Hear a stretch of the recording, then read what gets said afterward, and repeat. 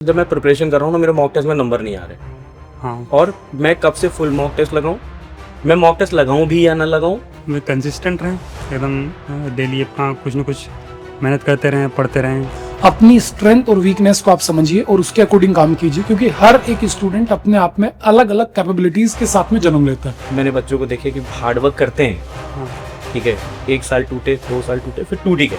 नमस्कार दोस्तों, आज मैं और गौरव सर आप सभी के साथ में एक सक्सेस स्टोरी डिस्कस करने जा रहे हैं। सक्सेस स्टोरी है अपने जय वर्मा की, जो कि एमपी से हैं और अभी एसएससी सीजीएल के अंदर ऑल इंडिया रैंक 9 लेकर के आए हैं और अभी एमई इनको मिली है। आज मैं आप सभी के लिए बहुत सारी सी इंफॉर्मेटिव चीजें आप तक पहुंचाने वाला हूं। मैं और गौरव सर मिलकर के अभी जय वर्मा से बात करेंगे और इनकी जो सक्सेस स्टोरी है वो जानेंगे। तो जय, सबसे पहले तो आपको पूरी टेक्स्ट बुक टीम की तरफ से many many congratulations. Thank you sir. तो जय, शुरुआत करते हैं अपनी। सबसे पहले एक बार आप अपना खुद का एक बढ़िया से इंट्रोडक्शन दे दीजिए, बिल्कुल डिटेल्ड इंट्रोडक्शन, स्टार्टिंग से लेकर के और अभी तक सिलेक्शन लेने तक की जो आपकी कहानी रही वो किस तरीके से रही। ठीक है, मेरा नाम जय वर्मा है, मैं एमपी से हूँ, एमपी के खरगोन रीजन से रहता हूँ। मैंने थर्ड फोर्थ तक स्कूलिंग अपने लोकल एरिया से की है। फिर उसके बाद 5th to 12th मैंने डीपीएस इंदौर से किया है। उसके बाद फिर आईआईटी में मेरा सिलेक्शन हुआ। आईआईटी मद्रास से मैंने बीटेक मैकेनिकल इंजीनियरिंग की है। उसके बाद प्लान मेरा था कि यूपीएससी करना है, तो यूपीएससी मैंने 2-3 ईयर्स उसके बाद यूपीएससी प्रिपरेशन किया है। तो यूपीएससी प्रिपरेशन उसमें हो नहीं पाया मेरा, तो उसके बाद फिर मैंने प्राइवेट के लिए ट्राई किया। प्राइवेट में मोटिवेशन थोड़ा सा कम रहा, तो थोड़ा कुछ समय के लिए थोड़ा सा पैसे और इनएक्टिव पीरियड रहा मेरा लास्ट ईयर तक। लास्ट ईयर फिर मुझे सीजीएल के बारे में समझ में आया कि ये ट्राई कर लेना चाहिए एक बार।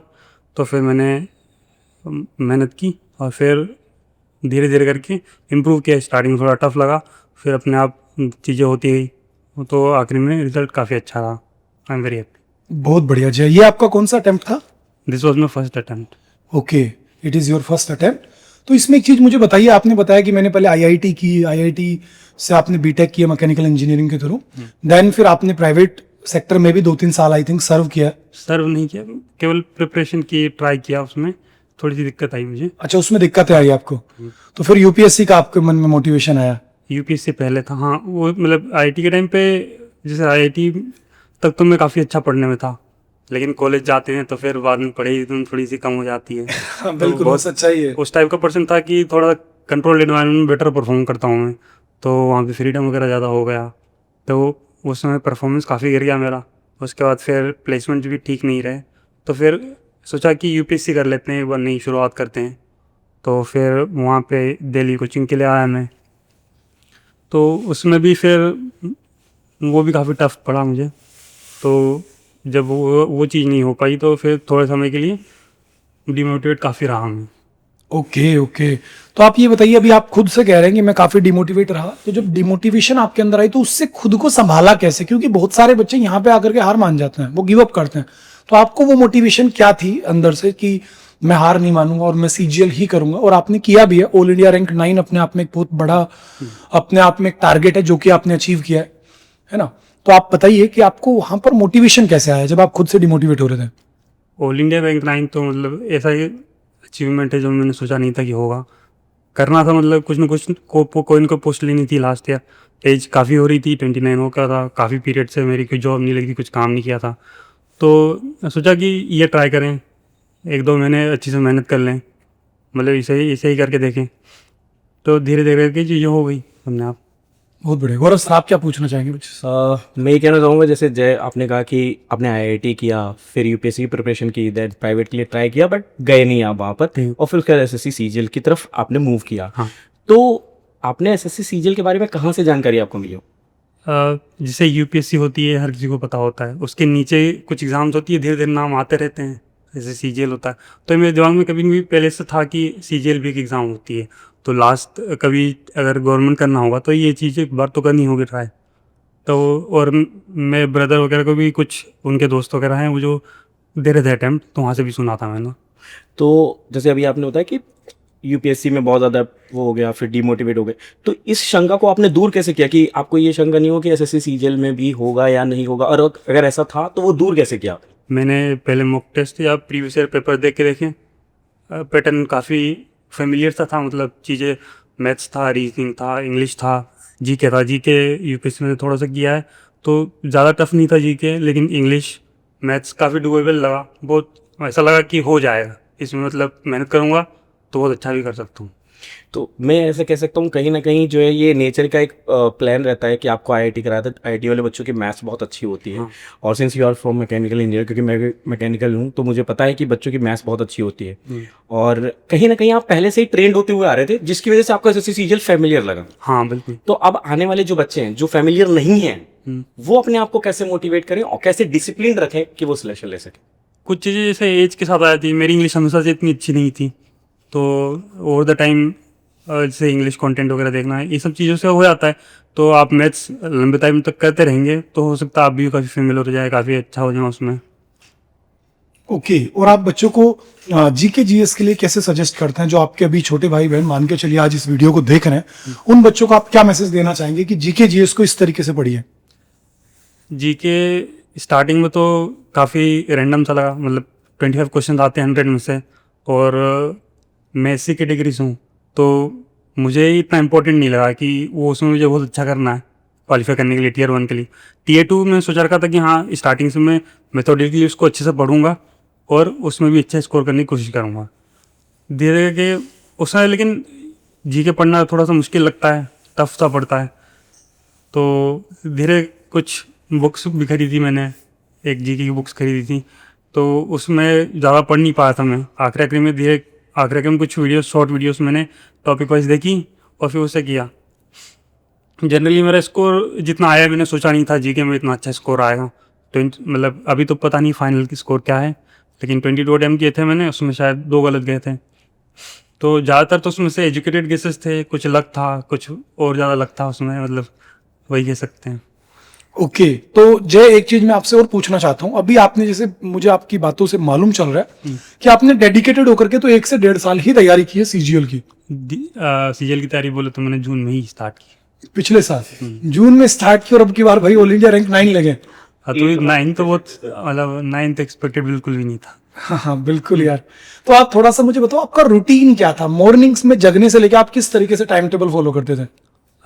जैसे मैं फुल फ्री तो नहीं था, मैं एक मतलब प्राइवेट टाइप से जॉब है, फ्रीलांसिंग नहीं, मतलब एक टीचिंग स्कूल में मैं काम करने जाता हूँ, मतलब परिचित की स्कूल है, तो वहाँ सुबह तो वहीं पे चला आता है। जनरली क्या लास्ट ईयर में ज्वाइन किया, उसके पहले मैं ज़्यादा कुछ कर नहीं रहा था, तो ज्वाइन करना भी मतलब थोड़ा सा रूटीन बन गया था मेरा कि कुछ मेहनत प्रोडक्टिव वर्क करें, तो उससे भी थोड़ा मेरा शेड्यूल इम्प्रूव हुआ। उसके बाद घर आके फिर वही जनरली टेक्स्ट बुक खोलो अपने टैब पे या फिर लैपटॉप पे, उसमें फिर टेस्ट लगाना स्टार्ट करो जनरली ज़्यादातर ही, और जो टॉपिक लगे पहले वो रिवाइज कर लो। स्टार्टिंग मैंने एक कोई बुक भी ली थी, उसमें से मैंने पहले एक तो इमेज के टॉपिक फिनिश कर लिए, वो सबसे इंपॉर्टेंट थे मेरे लिए, क्योंकि स्टार्टिंग में जब मैंने दिया था तो टाइम मुझे पर क्वेश्चन 4-5 मिनट्स लग रहे थे, तो धीरे धीरे करके 1-2 मिनट्स तक आए। फिर मेंस में भी स्टार्टिंग में लगा कि मैथ्स बहुत स्लो है, धीरे धीरे वो भी इम्प्रूव हो गया। स्टार्टिंग में लग रहा था कैसे होगा, बहुत ज़्यादा टाइम लग रहा है इसमें, तो 10 क्वेश्चन छूट जा रहा है, 15 क्वेश्चन छूट जा रहे हैं। अगर धीरे धीरे 5 छूट रहे हैं, केवल 3-4 ही छूट रहे हैं, और फाइनल में तो केवल 1 ही छूटा। बहुत बढ़िया। तो एक बार आप फिर भी थोड़ा सा बताइए, अर्ली मॉर्निंग किस टाइम जगते हैं आप? अर्ली मॉर्निंग अभी शेड्यूल बिगड़ा हुआ है क्योंकि नहीं, जब आप पढ़ाई कर रहे थे तैयारी के दौरान। 8 o'clock अराउंड। ओके, 8 o'clock के आसपास आप जग जा रहे थे, फिर आप स्कूल जा रहे थे पढ़ाने के लिए बच्चों को। 9 ओके, 9 AM पर आपको वहां पहुंचना था। वापस किस टाइम आ रहे थे आप? 3:30 अराउंड 3:30। ओके, फिर आप जो अपनी सेल्फ स्टडी के लिए बैठ रहे थे, जो आपने बताया टेक्स्ट बुक ऐप पर आप मॉक टेस्ट लगा रहे थे फ्री वाले, वो किस टाइम आप अपना अटेम्प्ट करते थे? वो मैं जब भी टाइम मिलता था, मेरे लिए मॉक टेस्ट देना मतलब थोड़ा अच्छा लगता था मुझे, कि थोड़ा सा गेमिफाइड वर्जन ऑफ लर्निंग है एक टाइप से, तो इंस्टेंटली आपने दिया, इंस्टेंटली स्कोर मालूम पड़ा, तो वो फीडबैक बहुत अच्छा लगा मुझे। तो उस टाइप से मतलब पढ़ना भी अच्छा लगने लगा धीरे धीरे, कि केवल पढ़ नहीं रहे हैं, कुछ तो रिजल्ट आ रहा है, तो वो बहुत अच्छा लगा। ये बड़ी अच्छी चीज है आपने बताई कि भाई अपना मतलब खेल खेल में आप चीजों को लेके जा रहे हैं आगे, और आपको पढ़ने में खुद से इंटरेस्ट आ रहा है, तो ये बहुत बड़ी चीज है। गौरव सर क्या कहना चाहेंगे आप? सर यहाँ पे मैं एक बच्चों का, मतलब जो बच्चे होते हैं उनका एक डाउट आपसे पूछना चाहूँगा क्योंकि हम तो बहुत समझाते हैं बच्चों को, लेकिन एक ये होता है कि सर जब मैं प्रिपरेशन कर रहा हूँ ना, मेरे मॉक टेस्ट में नंबर नहीं आ रहे, हाँ और मैं कब से फुल मॉक टेस्ट लगाऊं, मैं मॉक टेस्ट लगाऊं भी या ना लगाऊं, हाँ जी। ये चीज़ के बहुत ज़्यादा डाउट होते हैं बच्चों के। तो ये आपने क्योंकि क्लियर किया है अभी, ठीक है, आप बहुत अच्छे तरीके से बच्चों को गाइड कर सकते हो, क्योंकि वो देख रहे हैं रिजल्ट, आपकी मेहनत को देख रहे हैं, तो आप प्लीज़ बताइए। स्टार्टिंग में मॉक टेस्ट देना थोड़ा सा इंटिमिडेटिंग लगता है कि कुछ क्वेश्चन नहीं आएंगे तो क्या होगा। इस चीज़ को ज़्यादा सीरियसली ना ले, पहला मॉक टेस्ट हो सकता है आपका ख़राब भी जाए। मैंने ये चीज़ उसमें फेस की थी, मैंने SSC JEE का भी दिया, आखिरी में जाके मॉक टेस्ट दिया, क्योंकि उसमें टाइम कम था थोड़ा सा मेरे पास, CGL में ज़्यादा फोकस कर रहा था। लेकिन आपका स्टार्टिंग से मॉक टेस्ट देते रहेंगे, थोड़ा आपको पता भी चल जाएगा वीक एरिया क्या है आपका, तो स्टार्टिंग से ही दें, मतलब उस पर चीज़ें पता चलती रहेगी। तो मैं आप बच्चों को सबको ये बताना चाहूँगा कि अगर आप टेस्ट देना चाहते हो ना, तो जैसा कि जय बता भी रहे हैं कि आपको स्टार्टिंग दीजिए। अगर आप फुल नहीं देना चाहते, जैसे आपने कोई चैप्टर किया है, चैप्टर टेस्ट दे दीजिए, सब्जेक्ट हुआ है सेक्शनल टेस्ट दीजिए, फिर फुल मॉक। मतलब मैं ये कैसे कहूँ, 50 to 60% बच्चों को हो जाए तो फिर वो फुल मॉक पे मूव कर ले। बिल्कुल बिल्कुल। अच्छा, और आप जैसे कि बहुत मैंने बच्चों को देखे कि हार्ड वर्क करते हैं, हाँ ठीक है, 1 साल टूटे, 2 साल टूटे, फिर टूट ही गए, लेकिन आपने IIT के बाद UPSC की, UPSC नहीं हुई, फिर प्राइवेट की, फिर नहीं, मतलब प्राइवेट में आपको सही नहीं लगी चीजें, फिर आप इतने गैप को कैसे फिल किया आपने, कैसे मेंटेन किया? क्योंकि अगर हम भी अगर 3-4 साल 5 साल गैप हो जाए अगर, तो क्योंकि आपकी 29 ईयर्स हो चुकी है एज, तो आपने उसको कैसे फिल किया और कैसे अपने आप को डिसिप्लिन किया? जैसा ही होता है कि प्रिपरेशन ही मतलब मेरे लिए एक टाइप से लिफ्ट करना था मुझ खुद को, कि इस एग्ज़ाम में मेरा हो जाएगा तो अच्छा रहे। तो धीरे धीरे प्रिपरेशन होता कि धीरे धीरे करके मैं खुद भी मोटिवेट होते हैं। तो ये आस पड़ोस वाले मोटिवेट करते थे आपको कि ऐसे? पहले तो बच्चों को डिमोटिवेट किया नहीं, जाता है, जनरली मेरी प्रिपरेशन अलो नहीं थी, खुद ही किया अच्छा। मैंने। क्योंकि बाजू वाले बोलते हैं ना, अभी तक सिलेक्शन हुआ है, नहीं हुआ, ये देखो वो आए। प्रोसेस तो होके ख़त्म हो चुकी थी कब की। तो वो प्रोसेस होके खत्म हो चुकी थी, कब की हो गई। चलिए बहुत अच्छा लगा। सर आपके कोई? हाँ बिल्कुल। अभी जय आप अपने जितने भी भाई बहन आज आपको सुन रहे हैं, उनको क्या मैसेज देना चाहते हैं अपनी तरफ से, जो अभी 2026 के लिए SSC CGL के लिए खुद को प्रिपेयर कर रहे हैं, बिल्कुल रात दिन मेहनत कर रहे हैं, आप उनको क्या ऐसा मैसेज देना चाहते हैं कि भाई ये गलतियां मत करना और ये काम कर लीजिए, आपका सिलेक्शन हो जाएगा? वे कंसिस्टेंट रहें एकदम, डेली अपना कुछ ना कुछ मेहनत करते रहें, पढ़ते रहें, जो भी मॉक टेस्ट लगाते रहें, सिलेबस कंप्लीट करें, रिवाइज करें, इस चीज़। और इस पूरे दौरान जो आप जैसे अपनी तैयारी की है, इसमें सिलेबस कंप्लीट करना कितना वैल्यूएबल है? सिलेबस मैं खुद भी बोलूँ तो मैंने एक ही बार सिलेबस कंप्लीट किया मैथ्स का, बाद में थोड़ा सा बोरिंग सा लगता है सिलेबस वापस से हाँ। जाना, चीज़ें फिर से देखना। तो अगर आपका स्ट्रॉन्ग एरिया है तो इतना ज़रूरी नहीं है, जो वीक एरिया से उन पे वर्क करें, स्ट्रेंथ वीकनेस समझे अपनी क्या क्या है, उन पे वर्क करें। बिल्कुल, देखो ये बहुत बढ़िया और अपने आप में इंपॉर्टेंट बात है। अपनी स्ट्रेंथ और वीकनेस को आप समझिए और उसके अकॉर्डिंग काम कीजिए, क्योंकि हर एक स्टूडेंट अपने आप में अलग अलग कैपेबिलिटीज के साथ में जन्म लेता है।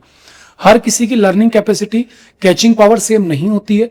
जैसे कि साफ शब्दों में ये कह रहा है कि भाई अपनी खुद की बातों को खुद से समझिए, अपने मॉक टेस्ट के दौरान आप खुद को एनालिसिस कीजिए, आप कहां पर स्टैंड कर रहे हैं, देन फिर आगे बढ़िए। कई बार क्या होता है कि हम केवल कॉपी करने में लग जाते हैं कि उन्होंने ऐसा किया तो मैं भी ये करता हूँ, ये आई थिंक बहुत गलत बात हाँ होती है। सही है।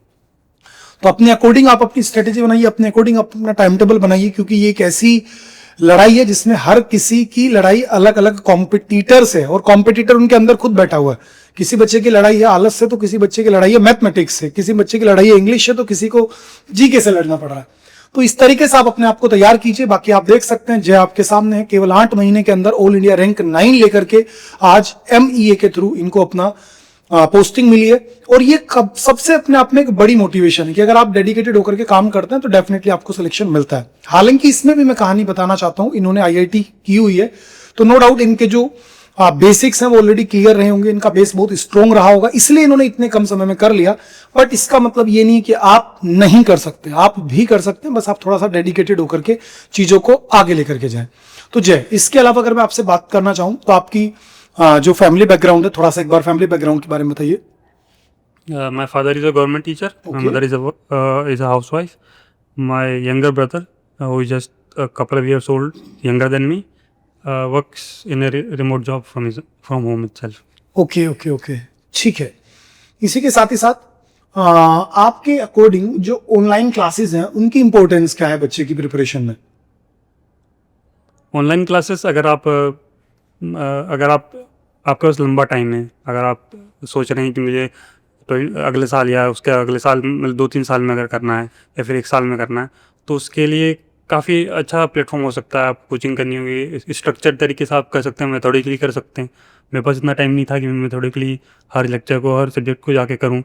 आप ऐसा करेंगे तो हो सकता है आपका बेसिस अच्छा बने, फंडामेंटल्स आपके स्ट्रांग होंगे, तो वो आपके मतलब आपके बैकग्राउंड पे आप कब से कर रहे हैं। मतलब पर्सन टू पर्सन वेरी करेगा। Person to अगर person आपके पास टाइम है और तरीके से अच्छी चीजें चाहते हो तो आप क्लासेस कीजिए, अदरवाइज फिर आप जो पहले अपना मॉक टेस्ट से शुरुआत करके भी आगे निकल सकते हैं अगर आपके बेसिक्स क्लियर हैं तो। हाँ, और स्पीड का भी इम्पोर्टेंट है। कुछ लोग थोड़ा जल्दी लर्न करते हैं, कुछ लोग थोड़ा हाँ, स्लो लर्न ये चीजें मैं अभी बता भी रहा था कि देखो यार, इंसान से, हर एक इंसान के अंदर अपनी कैपेबिलिटीज हैं। कुछ बच्चे जल्दी याद कर सकते हैं, कुछ बच्चों को पहली बारी में समझ में आता है, कुछ बच्चों को 3 बारी में समझ में आता है।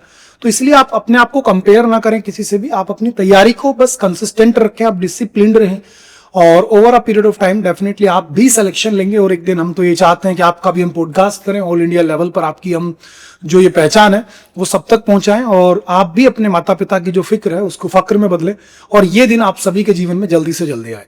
तो all the very best. Gaurav sir, क्या कहना चाहेंगे? बस मैं ये कहूँगा कि जय, आपने जो भी चीज़ें बताई हैं बच्चे उसको बहुत अच्छे से सुने होंगे और अपना वो पाथ को खुद बनाएंगे, क्योंकि आपने बहुत खट के चीज़ बोली। क्योंकि हम कई बार वीडियोस देखते हैं और उसी को कॉपी करने की कोशिश करते हैं, जैसे शानू सर ने बताया, बट यू हैव सेड कि नहीं, आपने अपना एक वे बताया कि भाई गेमिंग तरीके से आपको लगने लगी थी पढ़ाई और बड़ा मजा आ रहा था आपको करने। तो आप लोग भी यही कर सकते हो और अपना सिलेक्शन ले सकते हो और अगले साल जो है यहाँ पर हमारे साथ हो सकते हैं। बिल्कुल। तो ये एक छोटा सा था एक दोस्तों सेशन, जिसमें आप लोगों को सारी चीज़ें सीखने को मिली है। ऐसे ही दोस्तों हम लोग मिलते हैं अगले सेशन में, और हम उम्मीद करेंगे अगले साल आप यहाँ पर होंगे। धन्यवाद।